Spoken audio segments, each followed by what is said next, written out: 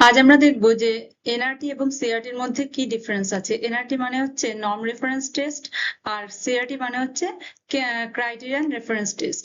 আচ্ছা, এর যে দুটো টেস্টের মধ্যে যে আমরা পার্থক্য করবো তার জন্য কতগুলো বেসিস আমরা ধরেছি। যেমন ধরো প্রথমটা হচ্ছে পারপাস, এর উদ্দেশ্যটা কি, এর বেসিসে এনআরটি এবং সিআরটির মধ্যে পার্থক্য কি। দেখো, এনআরটির ক্ষেত্রে উদ্দেশ্য কি, টু র্যাঙ্ক স্টুডেন্টস, এক্ষেত্রে স্টুডেন্টদের র্যাঙ্ক করা হয় অ্যান্ড আইডেন্টিফাই করা হয় ইন্ডিভিজুয়াল ডিফারেন্স, মানে দুজনের মধ্যে কোনো ডিফারেন্স আছে কিনা, বা অন্য একজন পার্টিকুলার স্টুডেন্টের সঙ্গে অন্যদের কোনো ডিফারেন্স আছে কিনা সেটা দেখা হয় হচ্ছে নর্ম রেফারেন্স টেস্টে। আর ক্রাইটেরিয়ান রেফারেন্স টেস্টে কি করা হয়, টু মেজার, এটাকে মেজার করা হয় বা পরিমাপ করা হয় মাস্টারি, মানে কতটা পর্যন্ত একটা স্টুডেন্ট মানে শিখতে পেরেছে স্পেসিফিক স্কিল, মানে হচ্ছে একটা নির্দিষ্ট একটা তার দক্ষতা কতটা সে অ্যাচিভ করতে পেরেছে, অর নলেজ অথবা জ্ঞান। আচ্ছা, এরপরে দেখছি হচ্ছে কম্পারিজনের বেসিসে, এটা মানে তুলনার পরিপ্রেক্ষিতে এই দুটোর মধ্যে পার্থক্য কি। দেখো, এটা নর্ম রেফারেন্স টেস্টে কি করে, যে কম্পেয়ার করে স্টুডেন্টসদের টু আ নর্ম, একটা নর্মের বেসিসে, একটা নিয়মের বেসিসে একটা গ্রুপের সঙ্গে একটা ইন্ডিভিজুয়ালের কি পার্থক্য আছে সেটা দেখে। আর সিআরটির ক্ষেত্রে কি করে, কম্পেয়ার করে স্টুডেন্টদের কি একটা ফিক্সড স্ট্যান্ডার্ড ধরে রাখে, যে এই স্ট্যান্ডার্ড বা এই বিষয়টা স্টুডেন্টদের শেখানো হবে, সেই বিষয়টাকে ফিক্সড করে রাখা হয় এবং তার বেসিসে স্টুডেন্টদের কম্পেয়ার করা হয়। এবার দেখো ফোকাসের ভিত্তিতে কি হচ্ছে, ফোকাসের ভিত্তিতে দেখো ইন্ডিভিজুয়াল ডিফারেন্স দেখছে, এটা মেইন ফোকাসই হচ্ছে প্রত্যেকের মধ্যে কি ডিফারেন্সটা রয়েছে সেটা দেখছে। আর এক্ষেত্রে দেখো লার্নিং আউটকামস এর মধ্যে ফোকাস করে, কারণ কতটা নির্দিষ্ট একটা অবজেক্টিভ নেওয়া হয়, সেই অবজেক্টিভের ভিত্তিতে স্টুডেন্ট কতটা লার্নিং আউটকাম হয়েছে সেটা হচ্ছে দেখে। আর দেখো তারপর একটা স্কোর ইন্টারপ্রিটেশন, স্কোরের যে ইন্টারপ্রিটেশন আছে এটার বেসিসে কি হয়। দেখো প্রথমটা বলছে যে এটা পার্সেন্টাইল বের করে, এটা র্যাঙ্ক বের করে, এটা গ্রেড বের করে এবং ইকুইভ্যালেন্স বের করে হচ্ছে এর মাধ্যমে। আর সিআরটির মাধ্যমে কি করে, পার্সেন্টেজ অফ কারেক্ট আনসার, কতগুলো আনসার কারেক্ট করেছে তার বেসিসে উনি করে, অথবা কি করে পাস এবং ফেল স্ট্যাটাসটা দেখায়। এছাড়া মাস্টারি লেভেল অর্জন করতে পেরেছে কিনা, কিংবা কম্পিটেন্সি, তার দক্ষতাটা কতটা স্পেসিফিক একটা অবজেক্টিভস এর বেসিসে। আচ্ছা, এক্ষেত্রে কন্টেন্ট কতটা কভারেজ করা হয়। দেখো এনআরটির ক্ষেত্রে কি হয়, covers a broad range of content, মানে অনেকটা কন্টেন্ট এক্ষেত্রে মানে নেওয়া হয়, মানে অনেকটা কন্টেন্টের উপর বেস করেই কিন্তু এনআরটি করা হয়। আর এটা ফোকাস করে কোন বিষয়ের উপর, এটা ন্যারো সেট অফ অবজেক্টিভস, মানে হচ্ছে অবজেক্টিভস বা উদ্দেশ্য যেটা ধরা হচ্ছে সেটা খুবই সংকীর্ণ বিষয়ের উপর। মানে ধরো একটা ক্লাসের শেষে যতটুকু পড়ানো হলো সেইটুকুর উপরে স্টুডেন্ট কতটা শিখতে পেরেছে তার উপরে কিন্তু সিআরটিটা করা হয়। সিআরটির ক্ষেত্রে কিন্তু অনেক বেশি বিষয় এখানে নেওয়া হয় না। দেখো এবার দেখবো হচ্ছে যে নেচার অফ ইভ্যালুয়েশন, মানে কত, মানে ইভ্যালুয়েশন কিভাবে করছে তার উপর বেস করে কিভাবে এনআরটি বা সিআরটি করা হচ্ছে। এক্ষেত্রে দেখো, এক্ষেত্রে কম্পিটিটিভ ব্যাপারটা দেখা হচ্ছে, যে যে কোনো কম্পিটিটিভ এক্সামের ক্ষেত্রে এই এনআরটি করা হতে পারে।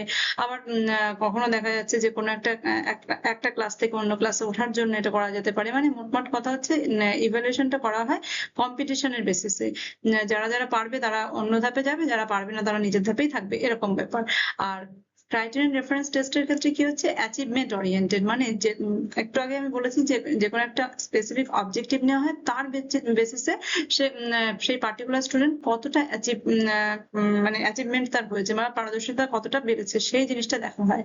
আর এক্ষেত্রে টেস্ট কনস্ট্রাকশনের বেসিসে কি হচ্ছে, দেখো wide range of difficulty level, এক্ষেত্রে কিন্তু ডিফিকাল্টি লেভেল মানে এনআরটির ক্ষেত্রে কিন্তু ডিফিকাল্টি লেভেল সব থেকে বেশি হয়, কারণ এক্ষেত্রে কি হচ্ছে অনেকটা আমরা দেখেছি যে কন্টেন্ট কভার করছে, তাই জন্য কি হচ্ছে এক্ষেত্রে মানে কোশ্চেন গুলো বেশি কঠিন করা হয়, কারণ এক্ষেত্রে কম্পিটিশন করা হচ্ছে অন্য স্টুডেন্টের বেসিসে, কোনো একটা পার্টিকুলার স্টুডেন্ট কতটা ভালো পারছে সেই বিষয়টা দেখা হচ্ছে।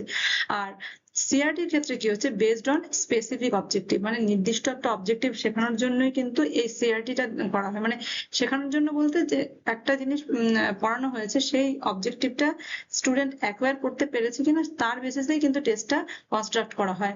তারপর দেখো রেজাল্টের বেসিসে এনআরটিতে কি করে, এটা কি করে, shows relative standing. Relative standing বলতে একজন পার্টিকুলার স্টুডেন্টের কোন জায়গায় সে দাঁড়িয়েছে, মানে তার র্যাঙ্ক কত হয়েছে, বা সে অন্যান্য স্টুডেন্টদের বেসিসে কোন জায়গাতে আছে সেটা কিন্তু এনআরটি তে দেখা হয়। আর সিআরটি তে কি করা হয়, শোজ ওয়েদার অবজেক্টিভস আর অ্যাচিভ। দেখো আগেই বললাম যে একটা নির্দিষ্ট অবজেক্টিভস এর উপর বেস করেই হয়, তাই জন্য সেই অবজেক্টিভটা স্টুডেন্ট অ্যাকোয়ার করতে পেরেছে কিনা সেটা দেখে। আবার দেখো ইউজ, এর ইউজটা কি? এনআরটি ইউজ হচ্ছে সিলেকশন, মানে কোনো একটা ধরো চাকরির ক্ষেত্রে হোক বা কোনো একটা কোর্সে যদি সিলেক্ট হওয়ার জন্য এই যে এনআরটি যে টেস্টটা এটা করা হয়। অথবা দেখো এই যে একটু আগে বললাম যে অ্যাডমিশনের ক্ষেত্রেও এটা হয়। আর সিআরটির ক্ষেত্রে কি ডায়াগনোসিস করে, মানে বলা যায় যে নিরূপণ করে বা নিরীক্ষণ করে যে কতটা একটা স্টুডেন্ট কতটা স্পেসিফিক অবজেক্টিভ অ্যাকোয়ার করতে পেরেছে সেই জিনিসটাকে, অ্যান্ড ইমপ্রুভমেন্ট কতটা তার সেই বিষয়টার প্রতি ইমপ্রুভমেন্ট হয়েছে সেই জিনিসটা দেখে। আর স্কোরিং এর ক্ষেত্রে দেখো এনআরটির ক্ষেত্রে হচ্ছে নর্ম বেসড, একটু আগে বলেছি যে নর্ম এর উপর বা নিয়মের উপর বেস করে করা হয়। আর সিআরটির ক্ষেত্রে কি হবে যে স্ট্যান্ডার্ড বেসড, মানে যে কোনো একটা ধরো স্ট্যান্ডার্ড ঠিক করা হয়েছে বা অবজেক্টিভ ঠিক করা হয়েছে, তার উপর বেস করে কিন্তু কি হচ্ছে স্কোরিংটা হচ্ছে। আর এক্ষেত্রে এডুকেশনাল অ্যাপ্রোচটা কি আছে?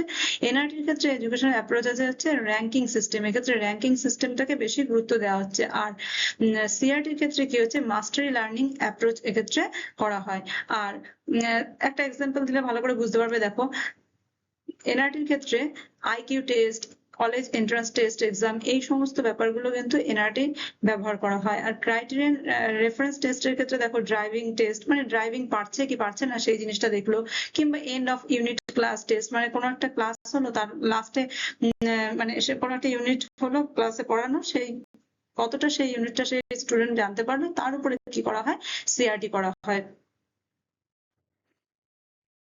তাহলে আজ আমরা জানলাম যে এনআরটি এবং সিআরটির মধ্যে পার্থক্য কি। এনআরটি সাধারণত একটা নর্মের উপর বেস করে কোনো একটা পার্টিকুলার স্টুডেন্টের কি করা হয়, অন্যান্য স্টুডেন্টের পরিপ্রেক্ষিতে তার র্যাঙ্কটা বা পজিশনটা কোথায় সেই জিনিসটা দেখা হয়। আর সিআরটি তে দেখা হচ্ছে কি একটা স্পেসিফিক অবজেক্টিভ থাকছে, তার বেসিসে স্টুডেন্ট কতটা সেই অবজেক্টিভ মানে অ্যাকোয়ার করতে পারলো সেই জিনিসটা দেখা হয়। এক্ষেত্রে কিন্তু তুলনা করা হয় না কোন স্টুডেন্টের থেকে সে কতটা বেশি পারছে কতটা কম পারছে, এই সমস্ত জিনিস দেখা হয় না।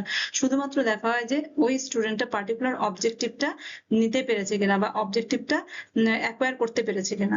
এক্ষেত্রে আমরা উদাহরণ হিসেবে দেখেছি যে এনআরটির ক্ষেত্রে যে কোনো অ্যাডমিশন টেস্টের ক্ষেত্রে কিংবা কোনো একটা জায়গা সিলেকশনের ক্ষেত্রে কিন্তু আমাদের এনআরটিটা করা হয়। আর সিআরটিটা করা হয় কি স্পেসিফিক কোনো একটা অবজেক্টিভটা সে অ্যাকোয়ার করতে পেরেছে কিনা। সেক্ষেত্রে ধরো ড্রাইভিং এর একটা উদাহরণ আমরা দেখলাম, কিংবা ধরো ক্লাসে যে কোনো একটা ইউনিট পড়ানোর পরে লাস্টে টিচার যে টেস্টটা নেওয়া থাকে সেটাকে বলা হচ্ছে সিআরটি। আচ্ছা, এক্ষেত্রে আরেকটা কথা বলা দরকার, সেটা হচ্ছে এনআরটির ক্ষেত্রে কিন্তু স্ট্যান্ডার্ডাইজ টেস্ট হয়, মানে অনেকের বেসিসে যেহেতু এক্ষেত্রে তুলনা করা হচ্ছে সেই জন্য একটা স্ট্যান্ডার্ড কোশ্চেনিয়ার বা টেস্ট তৈরি করা হয় আর বা টেস্ট পেপার তৈরি করা হয়। আর সিআরটির ক্ষেত্রে কিন্তু টিচার যে অবজেক্টিভ গুলোকে পড়াবে বলে ঠিক করেছিল সেই অবজেক্টিভের ভিত্তি করে টিচার মেড একটা টেস্ট এখানে ক্রিয়েট করে, এক্ষেত্রে কিন্তু স্ট্যান্ডার্ডাইজেশন ব্যাপারটা দেখা হয় না।